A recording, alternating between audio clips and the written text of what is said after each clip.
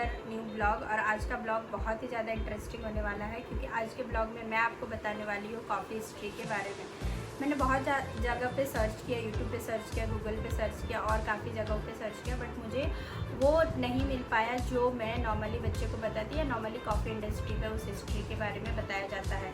तो मैंने सोचा क्यों ना मैं मेरे ब्लॉग के थ्रू इसके शेयर करूं, और जो भी मैं मेरे बच्चों को पढ़ाती हूँ वो अगर वो मेरे चैनल को सब्सक्राइब किए हुए हैं तो वो यहाँ से सारी चीज़ें, सारी कॉफ़ी की नॉलेज यहाँ से ले सकते हैं।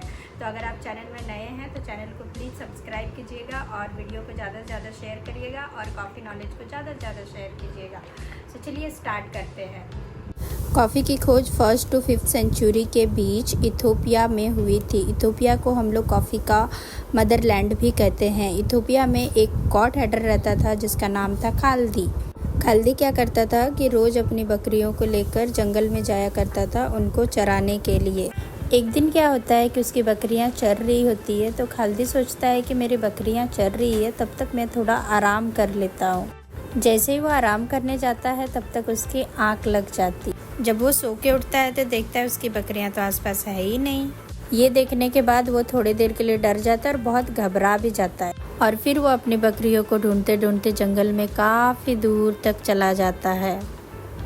काफ़ी दूर तक जाने के बाद फिर वो देखता है कि उसकी बकरियां एक पेड़ के सामने कुछ फल खा रही थी और बहुत ही ज़्यादा उछल कूद कर रही थी। खाल्दी ने अपनी बकरियों को ऐसा बिहेव करते हुए पहले कभी नहीं देखा था, और ये देखने के बाद खाल्दी और भी ज़्यादा डर जाता है और सोचता है क्या खा लिया इन लोग। जब वो सामने जाके देखता है तो देखता है कि उसकी बकरियां तो कुछ फल खा रही है।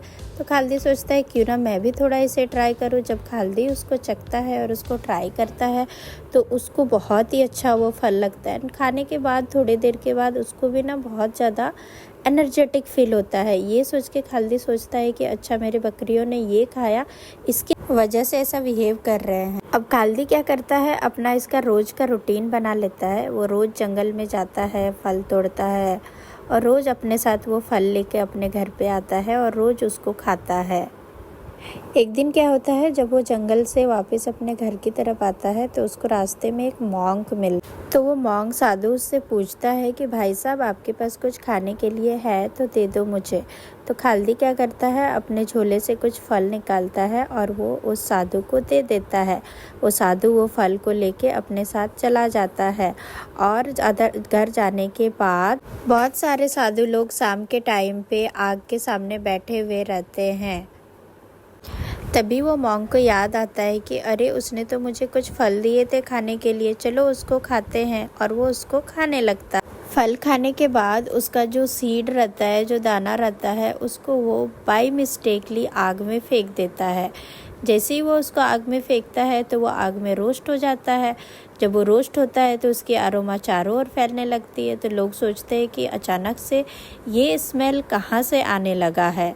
फिर वो लोग नोटिस करते हैं कि अरे इसने जो अभी फल खाया था, उसका जो दाना फेंका आग में, उसकी वजह से ये वाला स्मेल आ रहा है। फिर वो लोग क्या करते हैं, आग को बुझा के उस दाने को वहाँ से निकालते हैं और उसको चबा के देखते हैं, और वो बहुत ही ज़्यादा उनको टेस्ट। काफ़ी ज़्यादा रिसर्च करने के बाद वो लोग एक ऐसे ड्रिंक का इन्वेंट करते हैं जिसका नाम वो लोग रखते हैं कहवा। और ये कहवा धीरे धीरे काफ़ी ज़्यादा फेमस हो जाता है। अभी लोग क्या करने लगे, इसके पीछे रिसर्च करने लगते हैं। और जब ये बात वहाँ के राजा को पता चलता है तो राजा उस चीज़ को अपने कंट्री में बैन कर देता है कि अगर किसी को ये चीज़ लेके जाना है तो आइदर वो उसे बॉयल करके लेके जा सकता है या फिर वो उसको रोस्ट करके लेके जा सकता है। ग्रीन बीन आप लेके नहीं जा सकते हो। और इस तरीके से कॉफ़ी की और कहवे की खोज होती है। बाद में इसके काफ़ी सारे नाम चेंज किए जाते हैं और बहुत सारे नाम इसके रखे जाते हैं। और बाद में एक टाइम ऐसा आता है जब ब्रिटिश का शासनकाल पूरी दुनिया भर में चलता है और वो उसका नाम चेंज करके कहवा से कॉफ़ी रख देते हैं। और आज भी हम लोग इसको कॉफ़ी के नाम से जानते हैं। पूरी दुनिया इसको कॉफ़ी के नाम से जानती है। और इस तरीके से कॉफ़ी की शुरुआत होती है और इसकी खोज होती है।